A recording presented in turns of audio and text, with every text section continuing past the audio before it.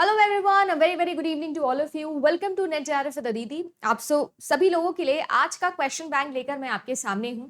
तो आइए सॉल्व करते हैं कुछ इंपॉर्टेंट सवाल जो हम लोग कर चुके हैं ऑलरेडी प्लान। पिछले 2 दिन से आप लोगों के लिए एंड गेम सीरीज वीडियो जो है वो आ रहे हैं, जिसमें मैं हर रोज आप लोगों से क्वेश्चंस डिस्कस कर रही हूँ। 8 अक्टूबर पर होने वाले हमारे कंप्यूटर साइंस एंड एप्लीकेशन के यूजीसी नेट एग्जामिनेशन के लिए।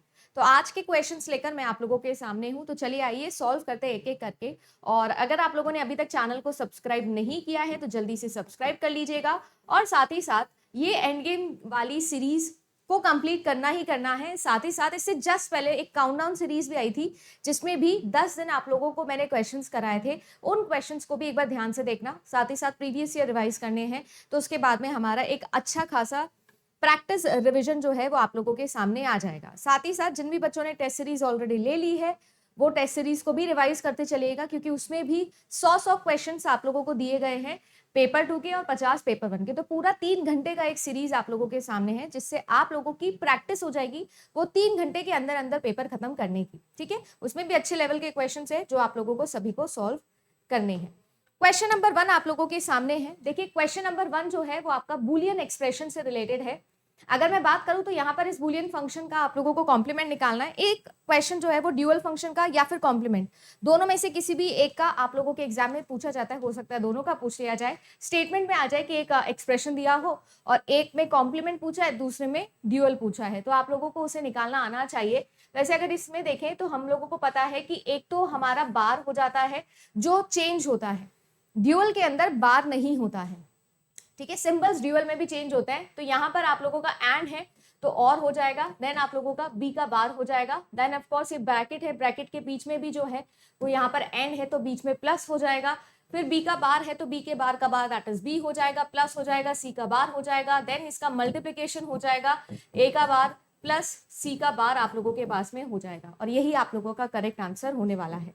बस ड्यूअल में एक ही चेंज आएगा कि यहाँ पर आप लोगों के लिए ड्यूअल के अंदर क्या नहीं होगा, बार नहीं होगा एलिमेंट का, राइट, रिटर का।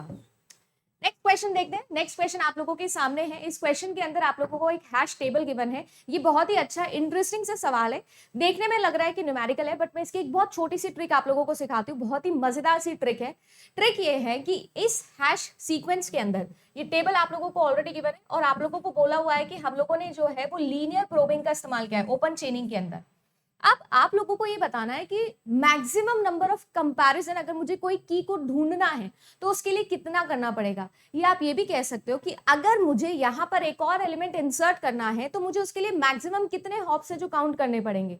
तो इसका एक बहुत ही छोटा सा तरीका है, कुछ भी आपको नहीं करना है, सिर्फ और सिर्फ कॉन्सिक्यूटिव आइटम्स मैक्सिमम आप काउंट कर लो, वही इसका आंसर होता है। जैसे कि अगर मैं यहाँ पर बात करूं तो देखो 1 2 3 एंड 4 और ये 5th पोजीशन है जिस पर मैं क्या कर सकती हूँ, नेक्स्ट चीज कर सकती हूँ। तो करेक्ट आंसर जो है वो इसका हो जाएगा ऑप्शन नंबर 2 यानी कि 5। कॉन्सिक्यूटिव मैक्सिमम कितने हॉप्स जो आप है वो ले सकते हो, वही इसका करेक्ट आंसर होता है। तो टोटल नंबर ऑफ कंपैरिजन जो है वो मुझे करने पड़ेंगे 5 मैक्सिमम। ठीक है, मिनिमम पूछे तो ऑफ कोर्स आपको पता ही है, बट मैक्सिमम जो है वो आपके कॉन्सिक्यूटिव काउंट्स हो जाएंगे। नेक्स्ट क्वेश्चन आप लोगों के स्क्रीन पे है। इस क्वेश्चन के अंदर आप सभी लोगों को एक क्वेरी गिवन है। क्वेरी क्या, नेस्टेड क्वेरी आप लोगों के सामने है। और यहां पर मैंने कोशिश करी है कि जितने भी आप लोगों के इंपॉर्टेंट कीवर्ड्स होते हैं, जैसे कि आप सब लोग जानते हो कि वेयर क्लॉज इंपॉर्टेंट है आप लोगों के लिए, हैविंग इंपॉर्टेंट है आप लोगों के लिए, नेस्टेड क्वेरी भी लिखी हुई है। पर इसके अलावा भी ऑर्डर बाय हो गया आप लोगों के लिए, ग्रुप बाय हो गया, ज्वाइन हो गया, ऑन हो गया, फ्रॉम हो गया, ये सारे के सारे जो कीवर्ड्स है वो बहुत ही इंपॉर्टेंट है। आप लोगों के एग्जाम में एक सवाल नेस्टेड क्वेरी का मैं एक्सपेक्ट करती हूँ कि आपके आता है, और वो इसी से आता है। ज्यादातर प्रोग्रामिंग में और एसक्यूएल में आपको एक्सेप्शंस वाली चीजें ही पढ़ के जानी है।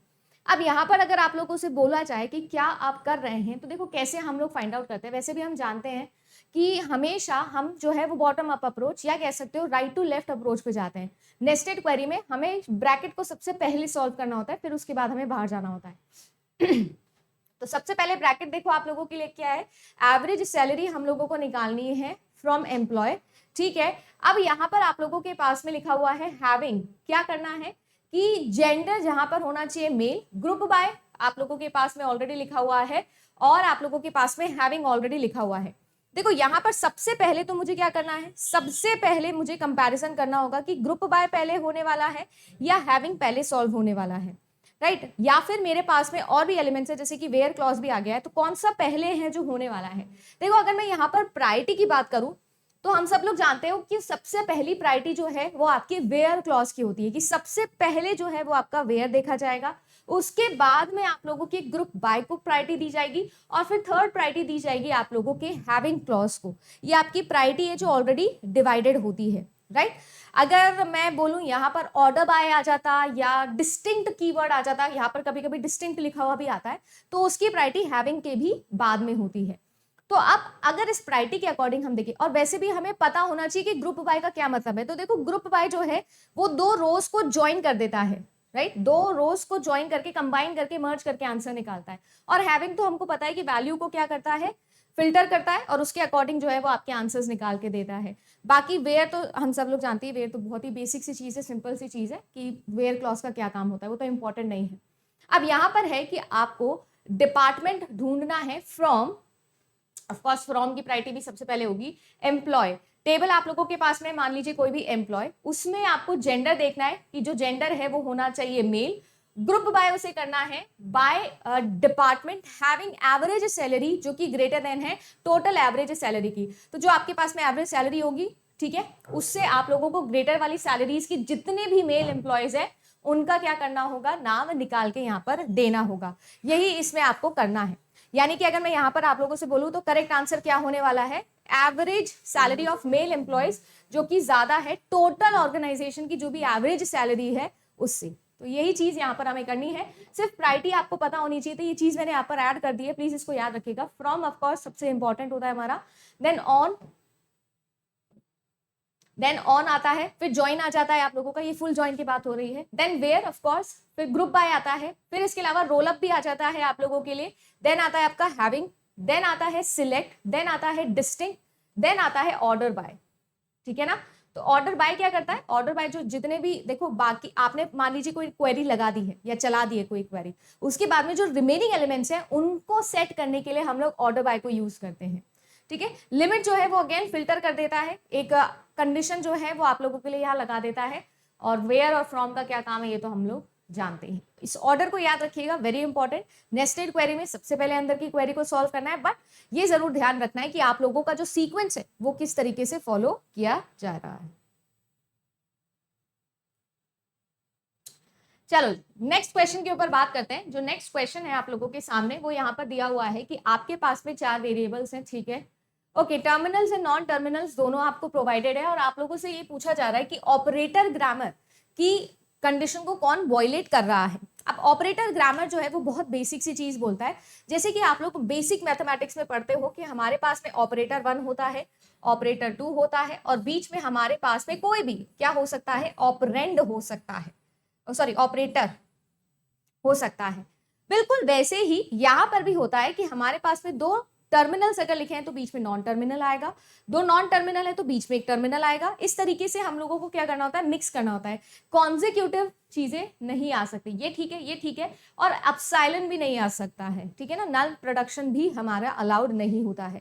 यानी कि अगर मैं यहाँ पर बोलूँ कि कौन वॉयलेट कर रहा है रूल को, तो करेक्ट आंसर हो जाएगा आपका ऑप्शन नंबर 1 और 4। ऑपरेटर ग्रामर बहुत इंपॉर्टेंट है, ऑपरेटर ग्रामर के थ्रू ही हम लोग जो है वो पार्सिंग में ये वाली कंडीशन को वॉयलेट करवा के और आंसर निकालते हैं। नेक्स्ट क्वेश्चन देखिए, नेक्स्ट क्वेश्चन आप लोगों के सामने है, एक बेसिक सा क्वेश्चन है। फॉरवर्ड चेनिंग और बैकवर्ड चेनिंग की बात है, ये हम लोग पढ़ते हैं आर्टिफिशियल इंटेलिजेंस के अंदर।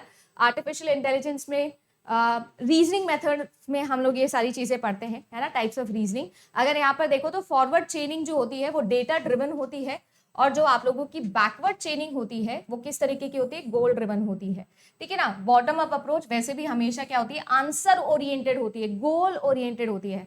यहाँ पर मैं प्लग इन करना चाहूंगी आप लोगों के लिए टाइप्स ऑफ प्लानिंग को भी। देखो इंपॉर्टेंट है, रीजनिंग इंपॉर्टेंट है, टाइप ऑफ रीजनिंग इंपॉर्टेंट है, टाइप ऑफ लर्निंग इंपॉर्टेंट है, और टाइप्स ऑफ आप लोगों का क्या बोला मैंने, प्लानिंग, है ना। गोल स्टैक प्लानिंग हो गई, आप लोगों की हायरार्किकल प्लानिंग हो गई, ये इंपॉर्टेंट है, ठीक है। रीइंफोर्समेंट लर्निंग आप लोगों के लिए इंपॉर्टेंट हो गई, वेरी वेरी इंपॉर्टेंट लर्निंग्स ये हो गया। और साथ ही साथ आपके एजेंट्स, अगर थियोरेटिकल क्वेश्चन बनेगा तो ये 4 टॉपिक तो आप लोगों को मस्ट टू डू है, आर्टिफिशियल इंटेलिजेंस में रिवाइज कर लीजिएगा।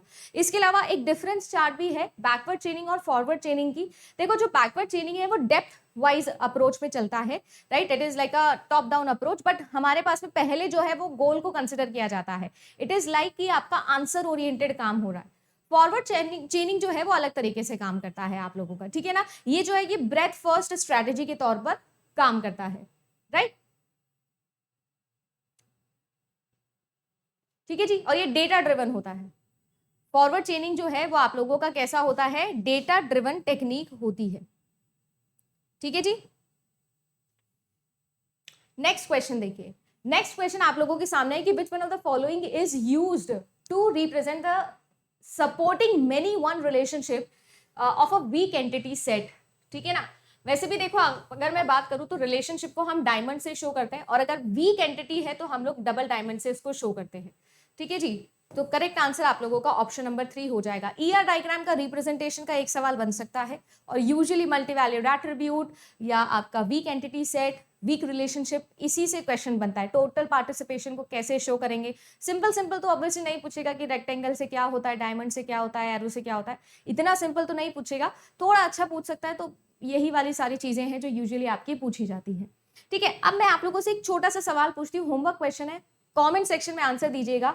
मुझे बताइएगा, अगर मेरे पास में एक वीक एंटिटी सेट है, तो ऑब्वियसली वीक एंटिटी सेट कौन है, जिसके अंदर मैम हमारे पास में ऐसा कोई भी एंटिटी नहीं है जो बाकियों को डिराइव कर सके, उसको किसी की हेल्प लेनी पड़ती है, रेफरेंस लेना पड़ता है किसी का भी।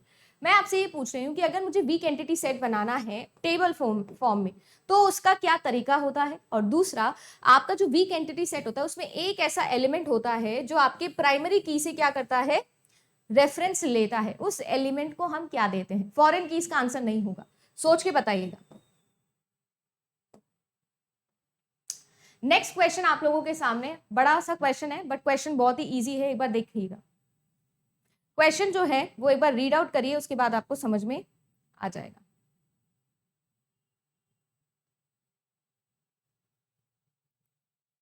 चलिए, आई होप रीड कर लिया होगा। A circular queue has been implemented using a singly linked list where each node consists of a value and a single pointer pointing to the next node. We maintain exactly two external pointers, front and rear, pointing to the front node and the rear node of the queue respectively. Which one of the following statement is correct for such a circular queue so that insertion and deletion operation can be performed in order of one time? Obviously बहुत ही basic सा concept है। अगर आपको circular queue के बारे में पता है तो ये चीज आप लोगों की हो जाएगी, इतना कुछ डिफिकल्ट नहीं है। मान लीजिए कि मेरे पास में कुछ एलिमेंट्स हैं इस तरीके से, है ना, मान लेती हूँ 3 एलिमेंट्स हैं, तो यहाँ पर मेरे पास में डेटा होता है, ये मेरे पास में क्या होता है, पॉइंटर होता है। इस कंप्लीटली जो आपके पास में ये एलिमेंट है इसको नोड हम लोग बोलते हैं, ठीक है जी। अब ये जो वाला पॉइंटर है ये इसके लिए है, ये वाला जो पॉइंटर है वो इसके लिए है, और अगर सर्कुलर क्यू की बात करूं तो ये वाला जो पॉइंटर है वो आप लोगों के इसके लिए लिंक हो जाता है। मेरे पास में जो है वो एक होगा पॉइंटर जो कि होगा फ्रंट, ठीक है ना, एक होगा जो मेरे पास में होगा pointer which is called as rear, ठीक है। ये नॉर्मल एक क्यू स्ट्रक्चर होता है। इंसर्शन हम यहां से करते हैं और डिलीशन जो है वो हम यहां से करते हैं, है ना, enqueue and dequeue, ठीक है। अब बात आ जाती है इस सर्कुलर क्यू के अंदर आप लोगों से बोल रहा है कि कौन सा स्टेटमेंट करेक्ट है, next pointer of the front node to the rear node. अच्छा, अगर मैं यहाँ पर आपसे ये बोलूं कि एसोसिएशन जो है वो कौन कौन सा हो रहा है, राइट, एसोसिएशन की बात यहाँ से आपसे पूछी जा रही है। तो अगर यहाँ पर देखें कि next pointer of the rear जो है वो किसको शो करने वाला है, किसको शो करने वाला है। देखो अगर हम लोग सर्कुलर क्यू की बात करें तो ये जो फ्रंट वाला है ये नहीं, ये तो भाई इसके लिए हो रहा है और इसके लिए हो रहा है, राइट। तो यार ये स्टेटमेंट तो हो जाता है front node to the rear node, नहीं ये नहीं होने वाला है। नेक्स्ट पॉइंटर जो होगा रियर नोड का which points to the front node, ये बिल्कुल सही बात होने वाली है, क्योंकि यहां पर जो है वो आपका इस नोड का एड्रेस होने वाला है। करेक्ट आंसर जो है वो आपका ऑप्शन नंबर 2 हो जाना चाहिए, राइट। कुछ इस तरीके से ये आपका चल रहा होगा, ठीक है जी। अगर ऐसे डेटा आप लोगों ने किया हुआ है तो यहाँ पर 4 का एग्जाम्पल दे दिया है, एक ही बात है। नेक्स्ट क्वेश्चन देखिए, आपके पास में 2 रिलेशन है जिसके अंदर जो आप लोगों का डी एलिमेंट है वो क्या कर रहा है, वो रेफरेंस ले रहा है, आपका डी एलिमेंट रेफरेंस ले रहा है इस एलिमेंट से। तो ऑब्वियस ही बात है कि ये जो है ये रेफरेंसिंग टेबल हो जाएगी और ये जो है ये आप लोगों की रेफरेंस्ड ईडी टेबल हो जाएगी। और यहाँ पर क्वेश्चन जो है वो आपकी एनोमली से पूछा गया है कि कौन से फीचर से एनोमलीज हो जाएगी, वायलेशन हो सकता है, राइट। इंसर्शन, डिलीशन और आप लोगों का अपडेशन, 3 तरीके के जो है एनोमलीज यहाँ पर जनरेट होती है। अब बात ऐसी है कि देखो मैं यहाँ पर जनरली बता देती हूँ, उसके अकॉर्डिंग आप लोग आंसर कर सकते हो। अगर मैं रेफरेंसिंग टेबल की बात करूँ तो देखो रेफरेंसिंग टेबल के अंदर क्या मैं बिना किसी चीज के या कोई भी बिना प्राइमरी की वाले टेबल को बताए, रेफरेंस्ड टेबल को बताए कुछ इंसर्ट कर सकती हूँ? बिल्कुल भी नहीं कर सकती। तो यहाँ पर इंसर्ट की एनोमलीज आ जाएंगी। अच्छा मुझे एक बात बताओ, क्या मैं यहाँ से कुछ भी डिलीट कर सकती हूँ? हाँ मैम, कुछ भी डिलीट तो कर सकते, कोई इश्यू नहीं है। क्या मैं यहाँ पर कुछ अपडेट कर सकती हूँ? जी नहीं, अपडेट भी नहीं कर सकते, क्योंकि उसके लिए पहले आप लोगों को जिस टेबल को आप रेफर कर रहे हो उसको बताना पड़ेगा। वेयर यहाँ पर अगर बात करें तो यहाँ पर हम कुछ इंसर्ट कर सकते हैं क्या यहाँ पर कुछ इंसर्ट कर सकते हैं? बिल्कुल कर सकते हैं, कोई इशू नहीं है। यहाँ इंसर्ट करोगे तो कोई प्रॉब्लम नहीं है। क्या यहाँ से मैं कुछ डिलीट कर सकती हूँ? क्या डिलीट मैं यहाँ से नहीं कर सकती? क्यों नहीं कर सकती हूँ डिलीट? अगर यहाँ से कुछ डिलीट किया तो इस वाली टेबल से भी कुछ ना कुछ डेटा है जो डिलीट होना चाहिए, अदरवाइज इनकंसिस्टेंसी आ सकती है, राइट। लॉस्ट अपडेट प्रॉब्लम आ सकती है। अगर मैं बात करूं यहाँ पर इस टेबल के अंदर मैं कुछ अपडेट कर सकती हूँ कि अपनी मर्जी से, तो अपडेट भी नहीं कर सकती। क्यों? इसके लिए भी मुझे रेफरेंसिंग वाले टेबल को भी साइमल्टेनियसली अपडेट करना होगा, राइट। तो ये आप लोगों के यहाँ पर 3 पॉइंट हो जाते हैं और उसी के अकॉर्डिंग इस क्वेश्चन को आपको सॉल्व करना है। May cause violation, referential integrity इसको हम लोग बोलते हैं। तो अगर मैंने आर में इंसर्ट किया तो कोई प्रॉब्लम होगी क्या? कोई प्रॉब्लम नहीं होगी। एस में इंसर्ट नहीं कर सकते, वायलेशन होगी। डिलीट करना है आर से तो वायलेशन होगी, डिलीट करना है एस से तो कोई वायलेशन नहीं होगी। यानी कि करेक्ट आंसर जो है वो आप लोगों का हो जाएगा option number 2, option number 2। Next question देखते हैं। नेक्स्ट क्वेश्चन आप लोगों से बोल रहा है कि the extent to which the software can be और can continue to operate correctly despite the introduction of invalid operate, इसको हम लोग बोलते हैं रॉबस्टनेस, ठीक है। सॉफ्टवेयर की सारी प्रॉपर्टीज है जो आप लोगों से एग्जाम में पूछी जाती है, तो इसको याद रखेंगे, ध्यान रखेंगे। करेक्ट आंसर इसका होने वाला है आप लोगों का रॉबस्टनेस, ठीक है। बहुत ही डिफिकल्ट सिचुएशन के अंदर भी, मुश्किल से मुश्किल घड़ी में भी अपना ओरिजिनल कैरेक्टर ना छोड़ना, इसको हम लोग बोलते हैं रॉबस्टनेस। नेक्स्ट क्वेश्चन देखें। नेक्स्ट क्वेश्चन जो है वो आप लोगों के सामने एक सीआरसी का है। ये सीआरसी का न्यूमेरिकल मैं ऑलरेडी पहले करा भी चुकी हूँ, बट सिंपल सा न्यूमेरिकल है। यहाँ पर x की पावर 3 + 1 है। तो सबसे पहले तो इस पॉलिनोमियल से मैं क्या बनाऊंगी? बिट स्ट्रक्चर बनाऊंगी। तो क्यूब है तो 1 आ जाएगा, 2 नहीं है, 1 भी नहीं है, x की पावर की बात हो रही है, और x की पावर 0 है तो आपके पास में ये आ जाएगा। अब ये है टोटल 4, यानी कि जो रिडंडेंट बिट्स मुझे ऐड करने हैं वो 4 - 1 यानी कि 3 हो जाएंगे। और मेरे पास में जो ओरिजिनल डेटा है वो है 1111001001, और इसके अलावा मैं क्या करूंगी? 3 यहाँ पर ऐड कर दूंगी इस तरीके से, और 1001 से इसका ले लूंगी एक्सॉर। तो 101 से ले लेना है तो 1001, राइट। एक्सॉर करोगे तो 0, ये 1 आएगा, ये 0 आएगा और ये 1 आ जाएगा, ठीक है। फिर से मुझे लेना है तो 1 आ जाएगा, तो 1001 हो जाएगा, है ना, एंड सो ऑन। इसको आप लोग सॉल्व करेंगे, लास्ट में जो भी रिमाइंडर आएगा उसे यहाँ पर आप अपेंड कर देंगे। बेसिक सा क्वेश्चन है और कुछ भी नहीं करना था। तो ठीक है, यहाँ पर 0 आ जाएगा, यहाँ पर भी 0 आ जाएगा, यहाँ पर 1, यहाँ पर 0 आ जाएगा, ठीक है ना। अब दोबारा से ये दोनों 0 यहाँ पर मैं पुट कर देती हूँ, 1001 हो जाएगा। तो ये तो तीनों ही 0 हो जाएंगे, ये आपका 1 हो जाएगा। इसके बाद में 000 हो जाएगा, 1001 हो जाएगा, ये 3 0 हो जाएंगे, ये अगेन मेरे पास में 1 आ जाएगा, और ये आप लोगों के पास में 0। तो लास्ट के 3 यानी कि आप लोगों के पास में क्या आ जाना चाहिए? मतलब नीचे कैलकुलेशन का थोड़ा देख लीजिएगा कि क्या गड़बड़ हो गई है। 1000 हो गया है, 1001 है आप लोगों के पास में, ये 0, ये 0, ये 0 और ये 1 हो जाएगा। एंड देन उसके बाद में मेरे पास एक ही 0 बच गया है, तो मेरे पास में आंसर 010 आ जाएगा, ठीक है जी। ये आप लोगों का करेक्ट आंसर यहाँ पर हो जाएगा। कैलकुलेशन चेक कर लीजिएगा, बाकी कोई प्रॉब्लम नहीं है, वो जगह नहीं थी नीचे इसलिए हो सकता है, ठीक है। दोबारा से क्रॉस वेरीफाई कर लेना, और कुछ करना नहीं था। कितने रिडंडेंट बिट्स ऐड होंगे ये पता होना चाहिए मुझे, और फिर उसको अपेंड करना है डेटा के बाद में और उसे सेंड कर देना है। फिर रेसिपिएंट भी क्या करेगा? उसको क्रॉस चेक करेगा और आंसर निकाल लेगा। नेक्स्ट क्वेश्चन देखिए। Consider the following statement, symbol table is accessed only during the lexical and syntactical analysis. Very very wrong statement, semantic analysis के अंदर यूज होता है। Compiler programming, compilers for programming languages that support recursion necessarily need heap storage for memory allocation. Heap storage नहीं, ऐसा बिल्कुल भी नहीं है. Error violating the condition any variable must be declared before its use are detected during syntax analysis. नहीं, ये भी नहीं होता है जी, ये भी नहीं होता है. स्कोप है ये, तो ये तो पहले ही चेक हो जाता है. ठीक है, ये भी नहीं होगा. तो इसीलिए तीनों के तीनों ही आप लोगों के रॉन्ग स्टेटमेंट हो जाते हैं. ठीक है, स्कोप जो है वो आप लोगों का सिंटेक्स नहीं, सीमेंटिक एनालिसिस में पता लगता है. नेक्स्ट क्वेश्चन देखिए, आइडेंटिफाई द लैंग्वेज जो कि जनरेट हम लोग यहाँ पर कर रहे हैं. ओके जी, अगर यहाँ पर आप लोग देखो तो मेरे पास में एस है, एस से मेरे पास में एक्स और वाई आ रहे हैं. ठीक है जी, एस से एक्स आ रहा है और वाई आ रहा है. एक्स हमेशा ए को ही प्रोड्यूस करेगा, तो ए के नंबर डेफिनेटली ज्यादा आने वाले हैं बी से, ये तो डन है. तो एम की पावर जो है वो ज्यादा आएगी, ज्यादा ज्यादा ज्यादा. ठीक है, वैसे तो सारी कंडीशन में ये ट्रू हो रहा है. अच्छा, क्या यहाँ पर मैं केवल ए प्रोड्यूस कर सकती हूँ? क्या एप्सिलॉन प्रोड्यूस कर सकती हूँ मैं यहाँ पर? नहीं, केवल एप्सिलॉन प्रोड्यूस नहीं कर सकती, मिनिमम एक ए तो आएगा ही आएगा.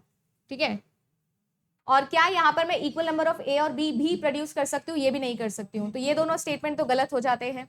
अगर इन दोनों स्टेटमेंट की बात करें तो इक्वल्स टू, यानी कि अगर मैं एन की पावर 0 कर दूं, ठीक है, यानी बी 0 कर दूं, बी का काम अगर मैं 0 कर दूं, तो क्या यहाँ पर हम लोग ट्रू कर सकते हैं इस कंडीशन को?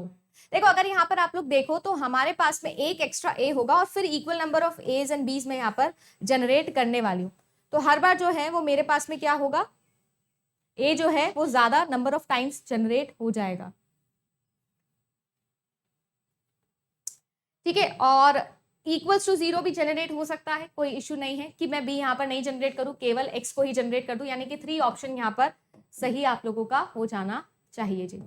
ठीक है, इजी सा क्वेश्चन है, बस थोड़ा सा आपको कैलकुलेशन देखनी होगी कि ए जो है वो बी से ज्यादा जनरेट हो, कहाँ गया, ए जो है वो बी से ज्यादा जनरेट हो रहे हैं, और जो बी है वो ना भी जनरेट करूँ तो भी चल जाएगा, क्योंकि मैं वाई को डायरेक्टली एप्सिलॉन से एंड करवा सकती हूँ, टर्मिनेट करवा सकती हूँ. ठीक है, नेक्स्ट क्वेश्चन देखिए. नेक्स्ट क्वेश्चन आप लोगों के सामने है कि इनमें से कौन सा ऐसा है जो कि सारी की सारी threads in a process share करती है. प्रोग्राम काउंटर, स्टैक है, एड्रेस स्पेस है और रजिस्टर है. देखो, हर थ्रेड का अपना प्रोग्राम काउंटर होता है, अपना स्टैक होता है, अपना रजिस्टर होता है, बट जो एड्रेस स्पेस होता है, जो कोड होता है, डेटा फाइल्स होती है, वो सारी की सारी शेयर्ड होती है. ठीक है, तो यहां पर आंसर होना चाहिए थर्ड ओनली, यानी कि ऑप्शन नंबर 3, हाँ ऑप्शन नंबर 2, सॉरी. ठीक है, करेक्ट आंसर है. अभी थोड़ा हार्ट अटैक आने वाला था. नेक्स्ट क्वेश्चन देखिए, विच one of the following regular expression represent the language the set of all the binary strings having 2 consecutive zeros and 2 consecutive ones. ठीक है जी, ये तो बहुत ही सिंपल क्वेश्चन मुझे लगता है कि अगर स्ट्रिंग आपके सामने तो होते हैं. आइए सॉल्व करते हैं. देखो, यहाँ पर अगर देखो तो ठीक है, यहाँ पर मैं हमेशा क्या करती हूँ, मिनिमम बना के देख लेती हूँ. मैं तो कह रही हूँ मिनिमम बना के मुझे बताओ कि क्या पॉसिबल है. 2 consecutive zeros and 2 consecutive 1. देखो, यहाँ पर कंपलसरी है, पर इसके बाद देखो आप नहीं बनेगा, इसके बाद देखो आप नहीं बनेगा. ऑप्शन नंबर 1 करेक्ट नहीं है. देखने में लगता है कि करेक्ट है, बट करने का नहीं. ठीक है ना, मन बहुत करेगा कि 1 को कर दो, ठीक तो है ना, करने का नहीं. ध्यान से देखो, दूसरा ऑप्शन देखिए, यहां पर 0 0 है, बिल्कुल सही. क्यों? क्योंकि देखो, 2 consecutive 0, 2 consecutive 1 में अगर मैं यहां से कुछ भी ना लूं, क्योंकि आपके पास में की इनक्लोजर है, तो मैं एप्सिलॉन भी ले सकती हूँ, नल भी ले सकती हूँ, तो 0 0 1 1 बन जाएगा. इसके अलावा भी मेरे पास में क्या है, जितनी भी और स्ट्रिंग्स बनेंगी, मान लो मुझे 2 zeros और 2 zeros 1 दोबारा से यहाँ पर पब्लिश करवाने हैं, आई मीन दोबारा से जनरेट करवाने हैं, तो वो भी मैं कर सकती हूँ. राइट, वो भी मैं कर सकती हूँ. ठीक है, या फिर आप कोई एक ऐसा एलिमेंट या एक ऐसा स्ट्रिंग प्रोड्यूस कर दो जो यहाँ पर बन सकता है. जैसे कि देखो, ऑप्शन नंबर 1 में 0 0 1 1 आपने बोला कि ठीक है हम लोग जनरेट कर रहे हैं, बट क्या मैं यहाँ पर, ठीक है, 0 0 1 1 जनरेट कर दिया, क्या इसके बाद में मैं यहाँ पर 0 एक और बार जनरेट नहीं कर सकती और फिर उसके बाद टर्मिनेट करवा सकती हूँ? तो ये कंडीशन तो वॉयलेट हो जाती है ना. बी में ऐसा नहीं होगा. क्यों? क्योंकि मैम आपने बीच में कंडीशन लगा दी की इंक्लोजर की. बी में नहीं होगा. और फिर और है, और उसके बाद में दोबारा ऐसे कर दिया कि 1 1 और 0 0 यहाँ पर कर दिया है. मेरे हिसाब से ये आंसर होना चाहिए. बाकी आगे भी देख लेते हैं. 0 1 है, 0 है, इसके बीच में लगा दिया, यहाँ तो 1 ही मिसिंग है जी, ये तो है ही गलत. 0011 बीच में लगा दिया है, 0011। अच्छा ये तो ठीक है, बाकी सारी चीजें तो ठीक है, बट स्टार्टिंग में भी तो कुछ भी आ सकता है, क्योंकि ऑल स्ट्रिंग्स मुझे जनरेट करनी है, ऑल स्ट्रिंग्स यानी कि 0। अच्छा मुझे एक बात बताइए, अगर मुझे इस कंडीशन के अंदर जो है, अगर मैं 00011 जनरेट करना चाहूं तो मैं क्या जनरेट कर पाऊंगी? देखो 2 कॉन्सिक्यूटिव 0, 2 कॉन्सिक्यूटिव 1 है, बट ये भी तो एक स्ट्रिंग है ना, ये मैं यहां पर जनरेट नहीं कर सकती, इसीलिए ये ऑप्शन यहां पर गलत हो जाएगा और वही हमारा सही आंसर हो जाएगा। ये रेगुलर एक्सप्रेशन अगर लिखना आपने सीखा है, मैंने एक कोर्स में सिखाया था, लास्ट वाला जो हमारा प्लस कोर्स था उसमें मैंने आप लोगों को ये चीज सिखाई थी, होपफुली आपको याद होगा, जब टीओसी हमने पढ़ा था। रेगुलर एक्सप्रेशन बनाने के लिए सबसे पहले हम मिनिमम एलिमेंट्स लिख लेते हैं और उसके आगे पीछे की जो फिलर्स हैं उनको फिल कर देते हैं, और अक्सर वो क्लीन क्लोजर में होता है, ऑल स्ट्रिंग में तो क्लीन क्लोजर ही होगा। नेक्स्ट और आज का लास्ट क्वेश्चन है आप लोगों के सामने, consider the following 5 disk spaces है, ठीक है जी, PQRST। सिलेंडर जो है वो आप लोगों के पास में इस वक्त जो है वो 100 पोजीशन पर है, ठीक है ना, 0 है मेरे पास में, इसके अलावा मेरे पास में 30 है, इसके अलावा 85 है, 110 है, 115 है, और इसके अलावा मेरे पास लास्ट कितना है, 155, ठीक है। अब मेरे पास में हेड पॉइंटर जो है वो इस वक्त किस पर है? हेड पॉइंटर मेरे पास में है इधर 100 पे है, ठीक है, okay. Shortest seek time first पर मुझे जाना है, तो यहाँ पर देखो माइनस करोगे तो आपके पास में 15 आएगा, बट यहाँ पर 10 है तो पहले यहाँ चला जाएगा। लेट मी नेम देम, क्योंकि नेम के अकॉर्डिंग ये क्वेश्चन है। अभी हम लोग इस पे हैं, ये आर था तो मैं पहले आर पे चली गई हूँ, ठीक है। इसके बाद में यहाँ पर 15 पोजीशन है और बाकी जगह अलग है, तो आर के बाद में मैं किस पे जाने वाली हूँ? 15 वाला कौन सा है? मैं टी पे चली जाने वाली हूँ। इसके बाद में अगर यहाँ पर देखो तो आपके पास में हो जाएगा ये 40, ठीक है, ये 40 है, और अगर यहाँ पर देखा जाए तो ये हो जाएगा आपके पास में 30, यानी कि मैं 85 पर पहले जाने वाली हूँ क्या? इसके बाद में क्या मैं 85 पर पहले जाने वाली हूँ? जी बिल्कुल, है ना, ऑब्वियसली ये कम है, तो मैं इससे यहाँ आ जाऊंगी, और 85 क्या है? क्यू। तो अभी तक मैं चल रही हूँ, आर पे गई, टी पे गई, देन मैं क्यू पे गई हूँ। उसके बाद में यहाँ से यहाँ देखेंगे तो ऑब्वियसली 30 ही कम आएगा, तो फिर मैं 30 पे जाने वाली हूँ। 30 पे क्या लिखा है? एस, और फिर मैं किस पे जाने वाली हूँ? पी पर जाने वाली हूँ। सबसे पहले तो सीक्वेंस मैंने बना लिया है कि मैं किस पर कौन से सीक्वेंस में गई हूँ, कौन सा स्टेटमेंट फॉल्स है ये मुझे यहाँ पर निकालना है। कभी कभी खुशी खुशी में हम ट्रू ही कर आते हैं हर चीज, तो एक बार फॉल्स वाला स्टेटमेंट देखते हैं। आपसे बोला जा रहा है the head reverses is direction of the movements between servicing Q and P. Q and P को सर्विस करने में, क्यू एंड पी को सर्विस करने के बीच में जो है वो टर्न कर रहा है। अच्छा मुझे बताइए क्या ये स्टेटमेंट फॉल्स है? नहीं है फॉल्स, ये स्टेटमेंट बिल्कुल करेक्ट है, क्योंकि ऑब्वियसली मैंने क्या किया है? 30 पे टर्न ले लिया है ना, एस पर मैंने टर्न ले लिया है, तो ये तो सही है। T is serviced before P, T is serviced before P, ये स्टेटमेंट भी बिल्कुल ठीक है। R is serviced before P, R is also serviced before P, yes ये स्टेटमेंट भी बिल्कुल ठीक है, यानी ऑन आंसर जो है वो ऑप्शन नंबर 4 ही होगा। But Q is serviced after S, Q is serviced after S, no, ये स्टेटमेंट गलत है, और मुझे क्योंकि फॉल्स बताना था इसीलिए करेक्ट आंसर ऑप्शन नंबर 4 हो जाएगा। करेक्ट आंसर ऑप्शन नंबर 4 यहाँ पर निकल जाएगा। तो ये थे आज के कुछ मजेदार क्वेश्चंस जो मैंने आप लोगों के साथ में डिस्कस किए। उम्मीद करती हूँ कि ये सेशन से आप लोगों को हेल्प मिलेगी, इसीलिए डाल रही हूँ कि कोशिश ये है कि आपका टाइम मैं बिल्कुल भी वेस्ट ना करूं, और जो क्वेश्चंस मैं आपको करवाना चाहती हूँ, क्योंकि मुझे पता है कि इन प्रैक्टिस क्वेश्चन से आप लोगों के और भी बहुत सारे कॉन्सेप्ट है जो रिवाइज हो जाते हैं, तो इसीलिए ये चीज मैंने आप लोगों के लिए रिकॉर्ड करके डाल दी है। ओके गाइस, तो आज के लिए बस इतना ही, मिलते हैं आप लोगों से फिर कल के सेशन में, नेक्स्ट सेशन के अंदर, जिसमें हम डिस्कस करेंगे और कुछ इंपॉर्टेंट सवाल। Thank you so much, good luck and bye bye.